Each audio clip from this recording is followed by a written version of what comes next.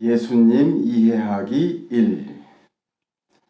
아르케예 로고스, 아르케예 로고스. 1. 이 땅에 오신 예수님, 이 땅에 오신 로고스. 주님은 이 땅에 로고스의 현현으로 오셨다. 태초 이전부터의 말씀이 육신을 갖추고 우리 속에 오신 것이다.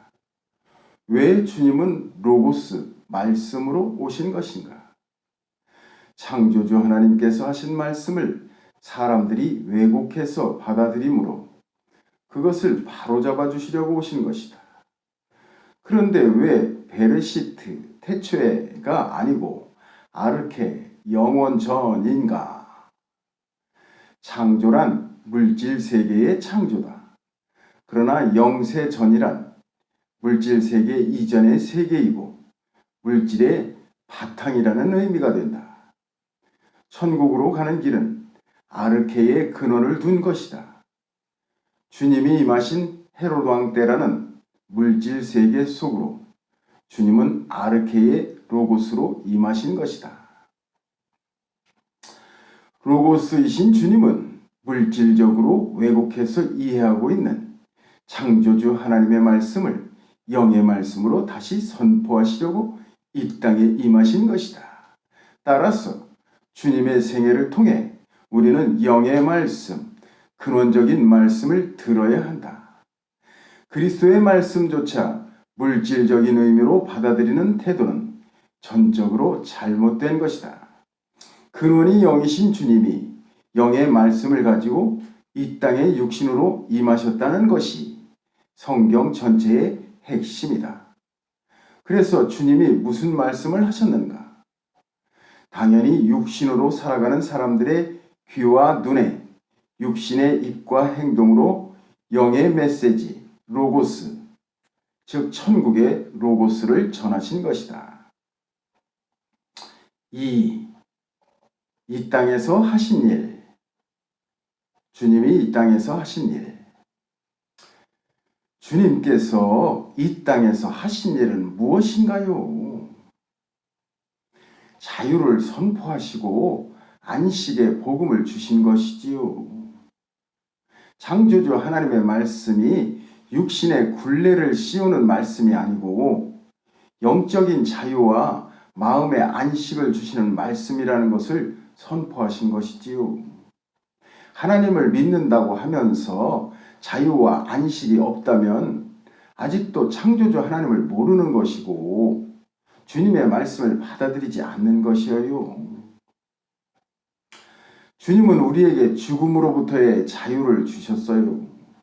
질병으로부터의 자유를 주셨고 재물의 욕심에서 해방시키셨으며 종교적 굴레에 갇힌 사람들을 틀 속에서 벗어나게 하셨지요. 우리는 주님이 왜 특정한 사람들에게만 혜택을 주셨는지 의문을 갖게 돼요. 왜 죽은 나사로만 살리셨고 왜 몇몇의 문둥병자만 살리셨는가? 주님의 주변에 얼마나 많은 사람들이 죽어가고 있었으며 얼마나 많은 문둥병자와 중풍병자들이 있었는가? 전능한 능력자이신 주님이 왜 그들 모두를 단번에 살리시고 치료하시지 않으셨는가라는 의문이 생겨요. 만약 주님이 당대의 사람들을 다 살리시고 다 고치셨다면 그 범위가 어디까지 이르러야 만족을 할 것인가? 5대양 6대주까지 빠짐없이 혜택을 주셨다면 나의 소원이 거기서 그치겠는가? 왜 그 당대에만 혜택을 주고 21세기의 현대에는 동일한 혜택을 주시지 않으시는가? 더 나아가 왜 이 땅에 질병과 고통의 유입을 허락하셨는가? 등등 요구사항은 끝도 없을 것이에요. 주목해야 할 사실은 주님께서 은혜를 베푸신 사람들은 주님을 찾아오거나 주님을 만난 사람들이에요. 이렇게 주님께 나아간 사람들처럼 우리도 주님을 만나기 위한 강렬한 소망이 있어야 한다는 가르침이지요.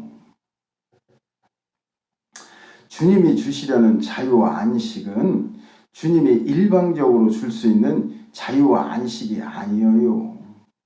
주님은 말씀이시지요. 따라서 말씀을 통해 다다르는 자유와 안식이지요. 말씀을 통해 다다른다는 것은 내가 그 말씀을 얼마나 잘 깨닫느냐에 따라서 결과가 달라진다는 거예요. 주님의 자유와 안식은 외부적으로 주어지는 것이 아니라 내가 말씀을 깨닫는 분량만큼 취득하는 자유와 안식이지요. 이 땅에서 주님이 보여주신 것은 말씀의 자유와 안식을 얻어가는 길을 보여주신 것이에요.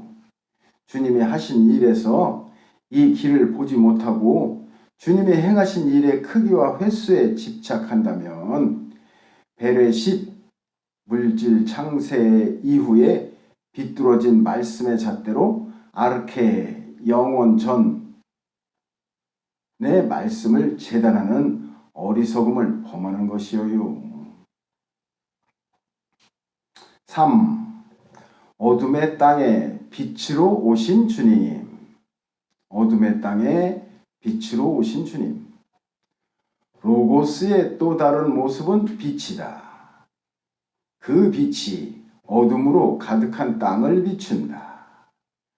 그러나 사람들은 그 빛의 존재를 인정하지 않고 받아들이지도 않는다. 사람들이 자신들의 흑암의 상태를 인정하지 않는다는 말이다. 그러나 그 빛의 존재를 인정하고 자신의 흑암의 상태를 회복하고자 하는 자는 그 빛을 자신의 삶 속에 모시려 한다.